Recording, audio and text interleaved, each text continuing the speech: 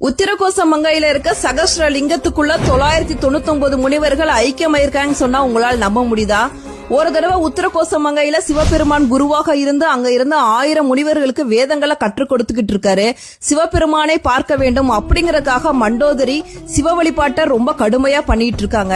உடனே சிவபெருமான் தான் மண்டோதரிக்கு காட்சியளிக்க போவதாகவும் தான் திரும்பி வரும் வரை இந்த ஓலைச்சுவடிகளை பத்திரமாக பாத்துக்குங்க அப்படின்னு சொல்லிட்டு அங்க இருந்த 1000 முனிவர்கள்ட்ட ஒப்படைச்சிட்டு சிவபெருமான் மண்டோதரிக்கு காட்சியளிக்கிறதுக்காக போறாரு.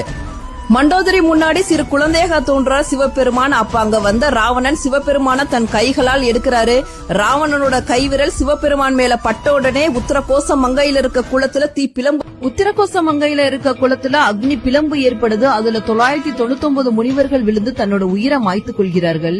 அப்போது அங்கே சிவன் தோன்றி மாண்ட முனிவர்களை உயிருடன் எழுப்பி அவர்கள் 999 பேருடன் தாமும் ஒரு லிங்கமாக மாறி சகஸ்ர லிங்கம் என பெயர் பெறுவதாக சொன்னார்.